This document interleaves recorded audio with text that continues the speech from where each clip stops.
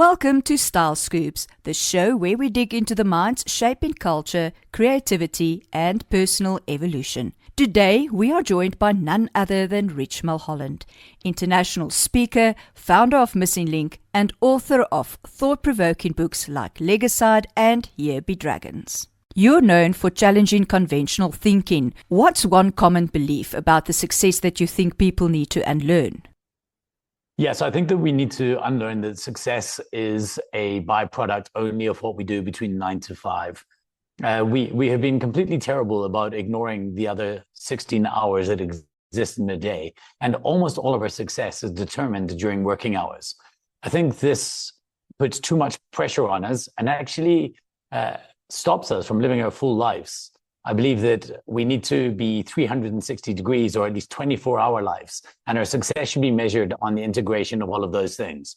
Now, I'm not necessarily saying work-life balance. What I'm saying is that I think that we should be as obsessed with what we do after 5 as we are with what we do before it.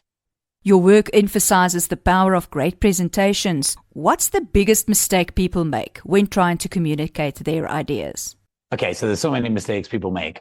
I think the first thing, and there's a nuance here, is people want to get on and tell their story. Now, this seems like a good idea. In theory, people love stories, but what people don't love is other people's stories. They like their own. And so we become a little bit too obsessed about what matters to us and not obsessed enough about what matters to the audience. So that would be one thing. The next thing, and it sounds almost too simple to say, but that people put no thought into the structure and planning of their narrative.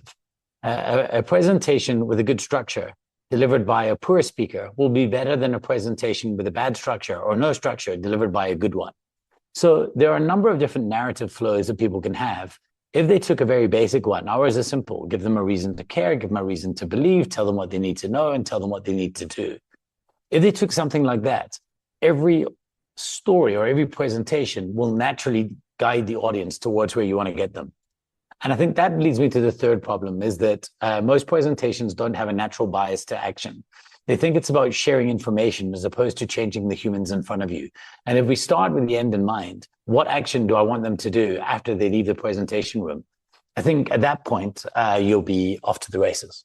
You balance running a business, writing books, and speaking globally. How do you stay energized and avoid burnout? I don't think I have an interesting answer for this question other than exercise, meditation, journaling, all the standard things that people do to try to keep their mind on track.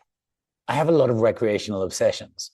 So the time that I spend when I do get my own time, I want to be on an electric skateboard, I want to be playing board games, I want to be riding my motorcycle, and having things to look forward to, having things to switch over to, as opposed to things, just switching off. These things just keep me going, and they keep the wheel turning. In Legacide, you talk about businesses holding on to updated practices. What's one updated habit people should drop in their personal lives? I'm not sure about an outdated habit that people should drop. I think that we should be more focused on the habits that we start and the functional ones that we do.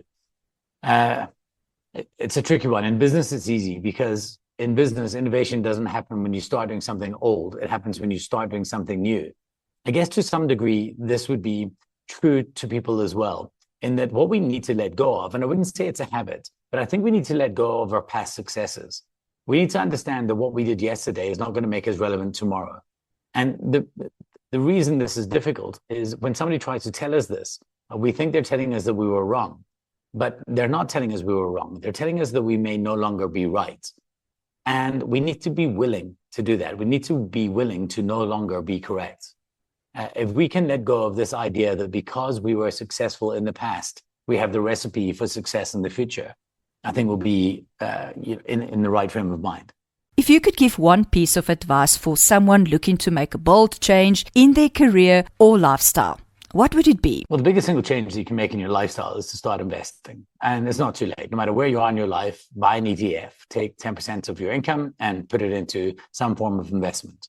If you're younger, the sooner that you can start doing it, obviously, the better it is. It's one of the most important things that I wish I'd known, certainly. And I only started investing relatively late. I've invested in other businesses, but only kind of traditional investing later. And I wish people would embrace it a lot more and a lot better. So that's certainly one thing that would make an absolute impact in their lifestyle. Obviously, the usual suspects as well. I wish we could become less connected to our devices and more connected to humans. That's a wrap on the eye-opening chat with Rich Mulholland. From breaking free of legacy thinking to owning the stage, literally and figuratively. Rich reminded us that bold moves begin with bold questions.